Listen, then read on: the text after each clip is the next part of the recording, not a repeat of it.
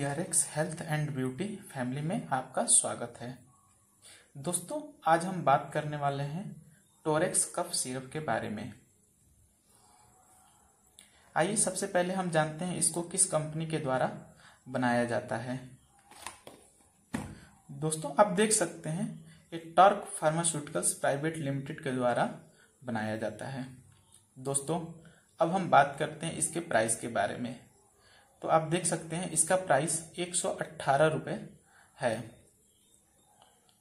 आइए अब हम बात करते हैं इसके कंपोजिशन के बारे में। फ्रेंड्स, आप देख सकते हैं इच 5 ml कंटेंट डाइफेनहाइड्रामाइन 12.5 mg है। टेरिपिन हाइड्रेट USP 7.5 mg है। अमोनियम क्लोराइड IP 125 mg है। सोडियम सिट्रेट IP 55 mg है। अब इसकी डोज की बात करें तो एक वयस्क व्यक्ति 10 ml दिन में 2 से 3 बार ले सकता है और यदि कोई बच्चा 8 साल से ऊपर है तो वह 5 ml दिन में 2 से 3 बार ले सकता है। दोस्तों, टोरेक्स कफ सिरप का इस्तेमाल हम खांसी के लिए करते हैं। आइए जानते हैं किस तरह की खांसी के लिए इसका इस्तेमाल किया जा सकता है।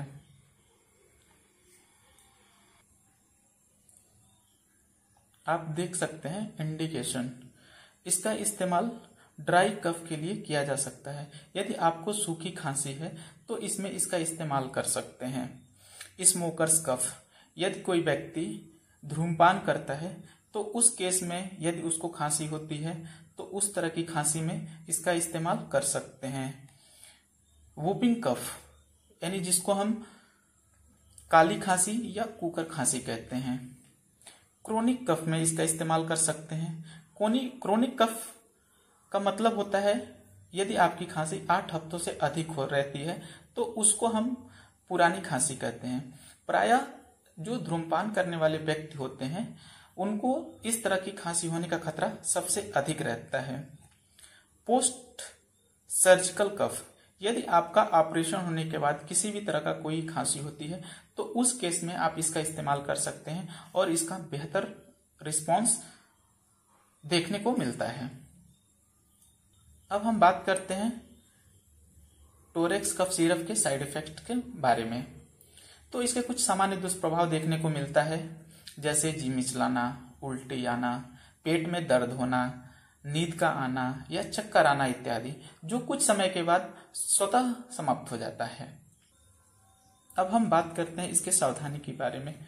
वार्निंग आप देख सकते हैं, दिस मेडिकेशन में cause dryness in an occasional patient. Such patients should not drive vehicle or operate machinery for 4 to 6 hours after taking the last dose। इसका मतलब यह होता है कि यह दवा लेने के कुछ मरीजों में नींद आना या झपकी आना इस तरह की समस्या हो सकती है। इसके लिए यदि आप दवा लेने के लास्ट डोज के 4 से 6 घंटे तक कोई गाड़ी या मशीन न चलाएं। उम्मीद करते हैं कि यह वीडियो आपको अच्छी लगी होगी। धन्यवाद।